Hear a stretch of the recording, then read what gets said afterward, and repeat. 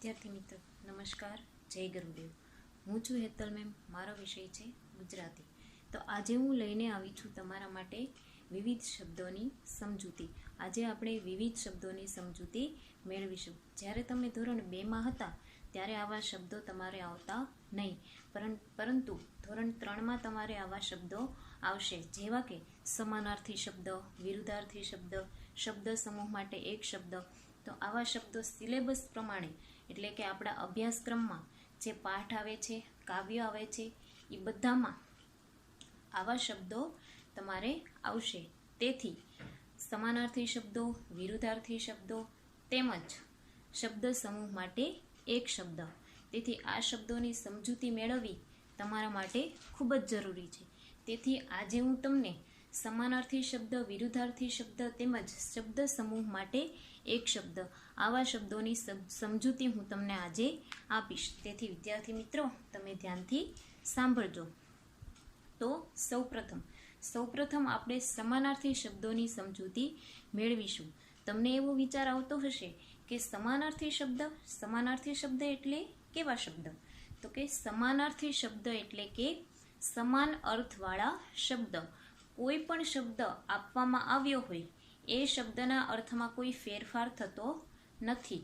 સમાનાર્થી શબ્દ એટલે કે સમાન અર્થવાળા શબ્દ કે જેના અર્થમાં ક્યારેય ફેરફાર થતો નથી। જે શબ્દ આપને આપવામાં આવ્યો છે તેનો બીજો શબ્દ શોધીને લખવો, તેનો બીજો શબ્દ શોધીને આપણે લખીએ છતાં પણ તેના અર્થમાં કોઈ ફેરફાર થતો નથી। જે શબ્દ આપને આપવામાં આવ્યો છે એનો જે અર્થ થાય છે, બીજા શબ્દનો પણ તે જ અર્થ થાય, એટલે કે સમાનાર્થી શબ્દ, એના અર્થમાં ફેરફાર થતો નથી। તો સમજી ગયા ને મિત્રો કે સમાનાર્થી શબ્દ એટલે સમાન અર્થવાળા શબ્દ। દાખલા તરીકે આપણે અલગ અલગ ઉદાહરણ જોઈશું। ઉદાહરણ તરીકે આભ। તો આભ એટલે શું ખબર છે વિદ્યાર્થી મિત્રો? ખબર જ હશે કે આભ એટલે આકાશ, જે ઉપર હોય છે। તો આભનો સમાનાર્થી આકાશ થશે, અને એક બીજો સમાનાર્થી પણ થાય આભનો। આભ એટલે આકાશ અને નભ, તો એના અર્થમાં કોઈ ફેરફાર થતો નથી। આકાશ, આભ અને નભ એ ત્રણેય શબ્દનો અર્થ શું થાય?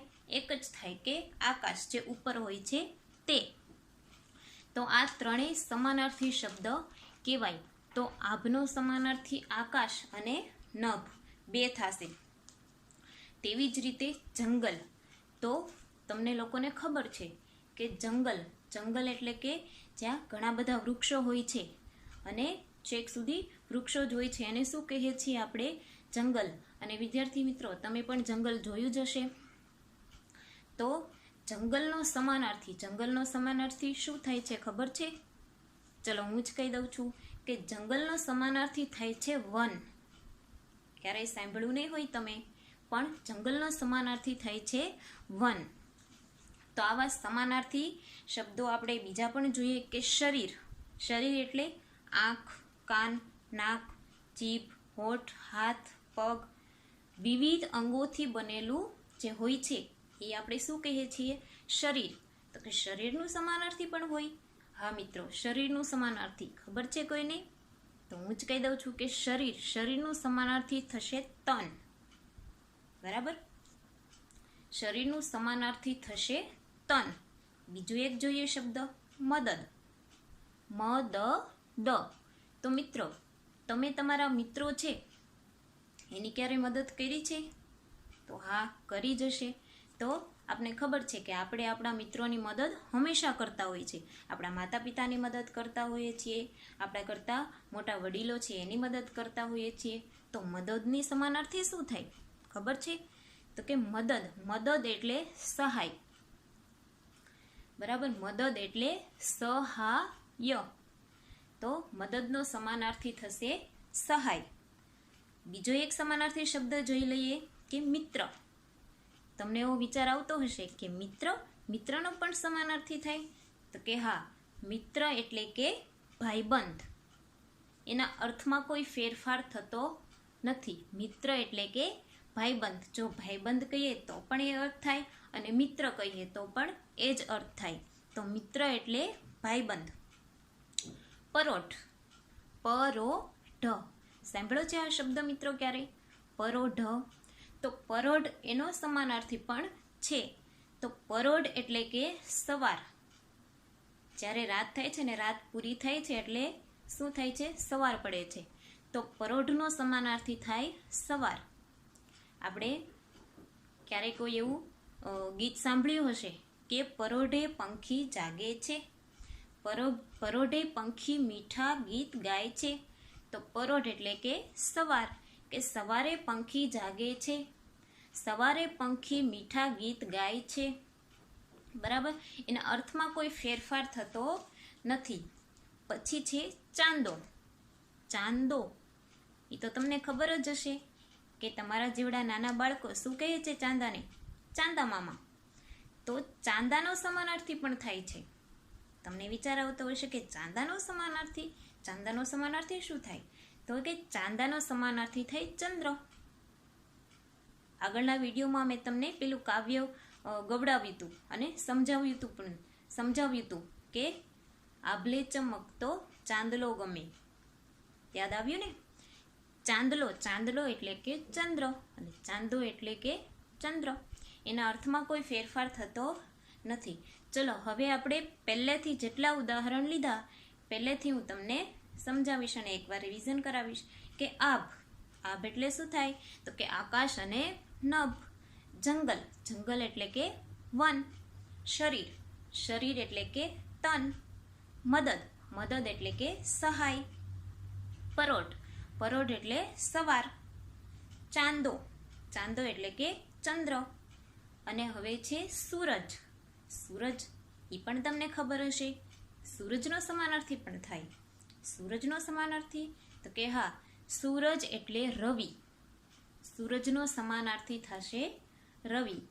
જો જે શબ્દ તમને આપવામાં આવ્યા છે આભ, જંગલ, વન, મદદ, પરોઢિયું, ચાંદો, સૂરજ, એના આપણે સમાનાર્થી શબ્દ શોધ્યા, પણ એના અર્થમાં કોઈ ફેરફાર થતો નથી. આભ તો આકાશ, જંગલ તો વન, શરીર તો તન, મદદ તો સહાય.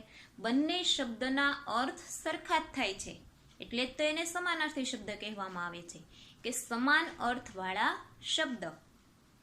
બીજા ઉદાહરણ આપણે જોઈએ. દુનિયા. આપણે જ્યાં રહીએ છીએ એને શું કહેવાય? દુનિયા. આપણે જે દુનિયામાં રહીએ છીએ એનો પણ સમાનાર્થી થાય કે દુનિયાનો સમાનાર્થી એટલે શું? કે દુનિયા એટલે જગત. હું આ દુનિયામાં રહું છું, હું આ જગતમાં રહું છું. તેના અર્થમાં કોઈ ફેરફાર થતો નથી, એટલે એ સમાનાર્થી શબ્દ કહેવાય. વારંવાર એટલે એનો સમાનાર્થી શું થશે? કે હંમેશા, રોજે રોજ, નિત્ય. બરાબર છે? વારંવાર કે હંમેશા, રોજે રોજ અને નિત્ય. સાથનો સમાનાર્થી કે સાથનો સમાનાર્થી એટલે સોબત. આપણે એમ કહીએ છીએ કે મને મારા મિત્રનો સાથ છે, મને મારા માતા પિતાનો સાથ છે. તો સાથ એટલે કે સોબત. મને મારા મિત્રની સોબત છે, મને મારા માતા પિતાની સોબત છે. જબરો. આપણે કહીએ છીએ ને કે આ વ્યક્તિ તો ખૂબ જબરો છે. જબરો એટલે કે જોરાવર, બળવાન. શું થશે જબરાનો સમાનાર્થી વિદ્યાર્થી મિત્રો? જોરાવર અથવા બળવાન. ઈશ્વર. આપણે ખબર છે કે ઈશ્વરને આપણે હંમેશા નમન કરીએ છીએ, તેની પૂજા કરીએ છીએ. તો કે ઈશ્વરનો સમાનાર્થી પણ થાય? તો કે હા, ઈશ્વર એટલે કે ભગવાન થાય ને. એના અર્થમાં કોઈ ફેરફાર થતો નથી. ઈશ્વર કહીએ તો પણ એ જ અર્થ થાય અને ભગવાન કહીએ તો પણ એ જ અર્થ થાય. બંને શબ્દો અલગ અલગ છે પણ એના અર્થ કેટલા છે? એક. બરાબર છે? ઈશ્વર તો ભગવાન. એના પછી છે પંખી, જે આકાશમાં ઉડે છે. ખબર જ છે, આપણે હરરોજ જોઈએ જ છીએ કે પંખી આકાશમાં ઉડતા હોય છે. તો પંખીનો સમાનાર્થી થાય છે પક્ષી. બરાબર છે? પંખી તો પક્ષી. દિન, દિન, તો દિનનો સમાનાર્થી થાય છે દિવસ. આપણે કહીએ છીએ ને કે આજે મારો જન્મદિન છે, તો દિનની જગ્યાએ આપણે દિવસ લખીએ તો કે આજે મારો જન્મદિવસ છે. તેના અર્થમાં કોઈ ફેરફાર થતો નથી. દિન અને દિવસ બે સરખું જ છે, પણ દિનનો સમાનાર્થી થાય છે દિવસ. આજે મારો જન્મદિન છે, આજે મારો જન્મદિવસ છે. અર્થ બંનેનો એક જ થાય છે. દિન અથવા દિવસ બંને સેમ જ છે, સરખા જ છે, પણ દિનનો સમાનાર્થી થાય છે દિવસ. પછી છે ધરતી. ધરતી, આપણે જ્યાં રહીએ છીએ, ક્યાં રહીએ છીએ આપણે? ધરતી ઉપર. ધરતી ઉપર રહીએ છીએ ને, તો ધરતીનો સમાનાર્થી થાય છે જમીન. આપણે ધરતી ઉપર રહીએ છીએ, આપણે જમીન ઉપર રહીએ છીએ, થાય છે ને. બે શબ્દ છે, ધરતી અને જમીન. બે શબ્દના અર્થ કેટલા છે? એક જ, એટલે તો એ સમાનાર્થી શબ્દ કહેવાય છે. બરાબર છે બાળ મિત્રો. પછી છે તડકો. સવારે સૂર્ય ઉગે છે અને સૂર્ય ઉગે ત્યારથી તડકો પડવાનું શરૂ થાય છે. આપણને તડકાથી ગરમી પણ લાગે છે, તો તડકાનો સમાનાર્થી શું થશે? શું થશે વિદ્યાર્થી મિત્રો? ધૂપ. તો તડકાનો સમાનાર્થી થાય છે ધૂપ. એના પછી છે પાંદડું. આપણી આજુબાજુ અસંખ્ય વનસ્પતિઓ છે, અસંખ્ય વૃક્ષો છે, તો એ વૃક્ષોમાં નાના નાના પાંદડા પણ હોય છે ને, તો એ પાંદડાનો પણ સમાનાર્થી થાય છે. પાંદડાનો સમાનાર્થી થાય છે પાન અથવા પર્ણ. પાંદડું, તો એનો સમાનાર્થી છે પાન અથવા પર્ણ. એના પછી છે માનવ. માનવ, તો માનવનો સમાનાર્થી થાય છે માણસ. આપણે કહીએ છીએ ને કે આ માનવ છે, આ માણસ છે. તેના અર્થમાં કોઈ ફેરફાર થતો નથી. બે શબ્દનો અર્થ એક જ થાય છે, એટલે એ સમાનાર્થી કહેવાય. માનવ તો માણસ. બરાબર છે વિદ્યાર્થી મિત્રો. તો આપણે આ 1 થી 5 પાઠના સમાનાર્થી સમજાવ્યા મેં તમને. બરાબર છે. બધા જ પાઠમાં, આપણા જે પુસ્તકમાં બધા જ પાઠના અથવા કાવ્યના સમાનાર્થી શબ્દો બધામાં આવે છે. સમાનાર્થી, વિરુદ્ધાર્થી તેમજ શબ્દ સમૂહો. તો સૌપ્રથમ આપણે સમાનાર્થી શબ્દોની સમજૂતી મેળવી. હજી એકવાર હું તમને રિપીટ કરી દઉં છું કે આભ, આભ તો આકાશ. જો અમુક શબ્દોના 2 સમાનાર્થી થાય છે અને અમુક શબ્દોનો એક જ સમાનાર્થી થાય છે. આભ તો આકાશ અથવા નભ. જંગલ, જંગલ તો વન. શરીર, શરીર તો તન. મદદ, મદદ એટલે સહાય. આપણે કોઈને મદદ કરી, આપણે કોઈને સહાય કરી. મિત્ર, મિત્ર એટલે ભાઈબંધ. પરોઢ, પરોઢ એટલે સવાર. ચાંદો, ચાંદો એટલે ચંદ્ર. સૂરજ, સૂરજ એટલે રવિ અથવા સૂર્ય. દુનિયા, દુનિયા એટલે જગત. વારંવાર, વારંવાર એટલે નિત્ય, હંમેશા, રોજે રોજ. સાથ, સાથ એટલે સોબત. જબરો, જબરાના 2 સમાનાર્થી થાય છે, જોરાવર અને બળવાન.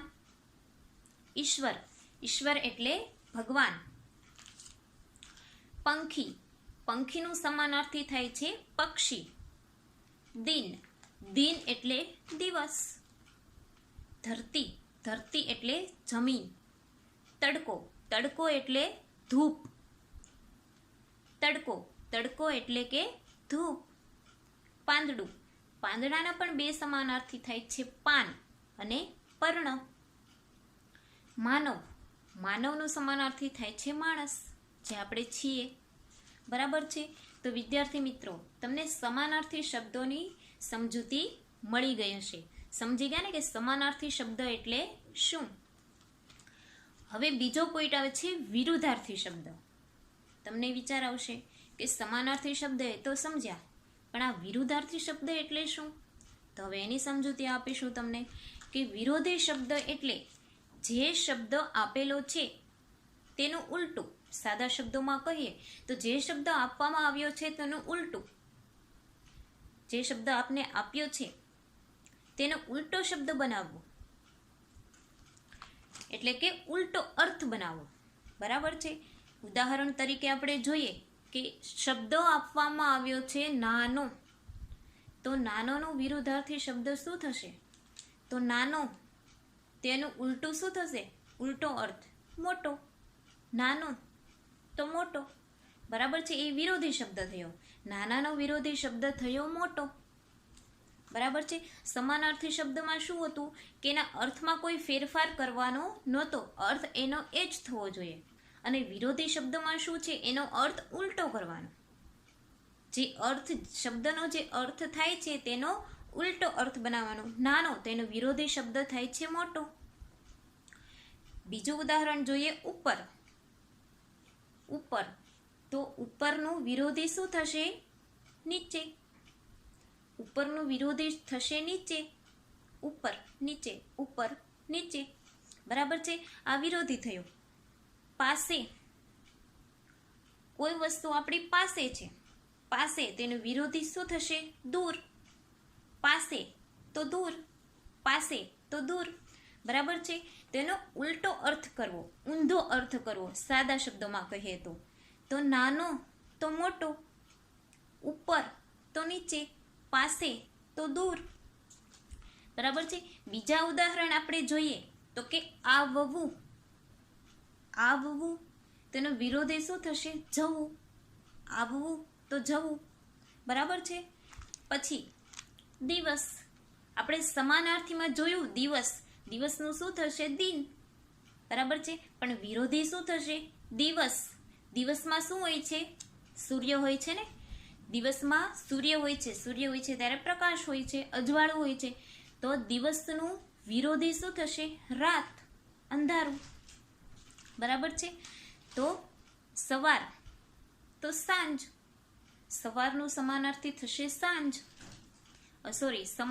સવારનું વિરોધી થશે સાંજ. રક્ષણ. રક્ષણ, આપણે કહીએ ને કે પોલીસ આપણી રક્ષા કરે છે, તો રક્ષણ. રક્ષણ તો એનો વિરોધી થશે ભક્ષણ. બરાબર છે. ધ્યાન. ધ્યાન, તો ધ્યાનનું વિરોધી થશે બેધ્યાન. દાખલા તરીકે આપણે કહીએ કે મારું તારા પર પૂરેપૂરું ધ્યાન છે. મારું ભણવામાં પૂરેપૂરું ધ્યાન છે, તેનું વિરોધી શું થશે? શું થશે? કે ધ્યાન ન હોય તે, તો એને શું કહેવાય? બેધ્યાન. મારું ભણવામાં પૂરેપૂરું ધ્યાન છે, તેનો વિરોધી થાય કે મારું ભણવામાં પૂરેપૂરું ધ્યાન નથી, તો શું થશે? ધ્યાન તો બેધ્યાન. પહેલું. પહેલું, આપણે કહીએ ને પહેલું, બીજું, ત્રીજું, ચોથું, તો પહેલું. તો પહેલુંનું સમાનાર્થી શું થશે? છેલ્લું. બરાબર છે. 1 થી 10 વ્યક્તિઓ ઊભા છે, તો પહેલી વ્યક્તિ છે તો પહેલી, તેનું વિરોધી શું થાય? છેલ્લી. 5 આંગળીઓ છે, આ પહેલી આંગળી અને આ છેલ્લી, તો પહેલું. પહેલાનું વિરોધી છેલ્લું. બરાબર છે. તો સુંદર. સુંદર, આપણે એમ કહીએ ને કે ગુલાબનું ફૂલ સુંદર હોય છે, ગુલાબનું ફૂલ ખૂબ સુંદર હોય છે, તો સુંદરનું વિરોધી શું થાય? તો કે ખરાબ અથવા કદરૂપું. કહેવાય ને કે જે સુંદર હોય છે એનું વિરોધી આપણે વિચારીએ કે સુંદર, તો ખરાબ, કદરૂપું. મુશ્કેલ. આપણે એમ કહીએ ને કે આ વસ્તુ કરવી ખૂબ જ મુશ્કેલ છે, આ જગ્યાએ જવું ખૂબ જ મુશ્કેલ છે, તો મુશ્કેલનું વિરોધી થશે સહેલું. આપણને જ્યારે પરીક્ષા આવે છે ત્યારે એમ કહીએ ને કે ખૂબ જ મુશ્કેલ છે. જ્યારે પેપર આપણા હાથમાં આવે છે અને જો આપણે એના પ્રશ્નોના જવાબ આવડતા હોય તો આપણને સહેલું લાગે, અને ન આવડતા હોય તો મુશ્કેલ. જો ન આવડતા હોય તો મનમાં વિચાર આવે છે ને કે ખૂબ જ મુશ્કેલ છે. તેનો વિરોધી શું થાય? તો કે સહેલું. બરાબર છે. નિરાશ. નિરાશનું વિરોધી થશે આશા. નિરાશ તો કે આશા. બરાબર છે વિદ્યાર્થી મિત્રો, વિરોધી શબ્દો મેં તમને સમજાવ્યા. તો હવે પહેલેથી હું તમને પાછા એ શબ્દો રિપીટ કરાવીશ. નાનો તો મોટો, ઉપર તો નીચે, પાસે તો દૂર, આવવું તો જવું, દિવસ દિવસ તો રાત, સવાર સવાર તો સાંજ, રક્ષણ તો ભક્ષણ, ધ્યાન ધ્યાનનું વિરોધી થશે બેધ્યાન, પહેલું તો પહેલાનો વિરુદ્ધાર્થી શબ્દ થશે છેલ્લું, સુંદર સુંદર તો ખરાબ અથવા કદરૂપું, મુશ્કેલ મુશ્કેલ તો સહેલું, અને નિરાશ નિરાશ તો આશા. તો વિદ્યાર્થી મિત્રો, મેં તમને આ સમાનાર્થી અને વિરુદ્ધાર્થી શબ્દોની સમજૂતી આપી. હવે આપણે મેળવીશું શબ્દ સમૂહ માટે એક શબ્દ. તમને વિચાર આવશે કે શબ્દ સમૂહ એટલે કેવા શબ્દ? તો એ શબ્દ વાક્ય ઉપરથી જ ખબર પડી જાય કે શબ્દ સમૂહ એટલે શબ્દોનો સમૂહ. શબ્દ ઘણા બધા શબ્દોનો સમૂહ આપેલો છે અને આખા સમૂહનો એક શબ્દ શોધવો. ઘણા બધા શબ્દોનો સમૂહ આપેલો છે અને આખા શબ્દનો એક શબ્દ શોધવો એટલે શબ્દ સમૂહ માટે એક શબ્દ. દાખલા તરીકે એક આખો શબ્દ સમૂહ આપવામાં આવ્યો છે કે મુસલમાનોનું બંદગી કરવાનું પવિત્ર સ્થાન. મુસલમાનોનું બંદગી કરવાનું પવિત્ર સ્થાન. બંદગી એટલે કે પૂજા કરવાનું. મુસલમાનો હોય છે એ નમાઝ પઢે છે, ખબર છે તમને? તો મુસલમાનો નમાઝ પઢવા માટે ક્યાં જાય છે? મુસલમાનોનું બંદગી કરવાનું પવિત્ર સ્થાન, તો એને શું કહેવાય છે? તો કે મસ્જિદ. શું કહેવાય છે? તો કે મસ્જિદ. તો મુસલમાનો હોય છે એ બંદગી કરવા માટે એટલે કે નમાઝ પઢવા માટે, પૂજા કરવા માટે એ મસ્જિદ જાય છે. તો ટૂંકમાં આપણે કહીએ કે મુસલમાનો મસ્જિદમાં જાય છે. તો શબ્દ સમૂહ આખો બોલવાની જરૂર નથી, ખાલી મસ્જિદ કહીએ તો પણ ચાલે. તો એ શબ્દ સમૂહ આખો આપવામાં આવ્યો છે, તેનો એક શબ્દ આપણે શોધ્યો તો કે મસ્જિદ. મુસલમાનોનું બંદગી કરવાનું સ્થાન, તો મસ્જિદ.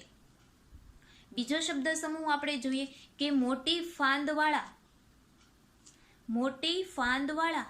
મોટી ફાંદ, ફાંદ એટલે કે પેટ.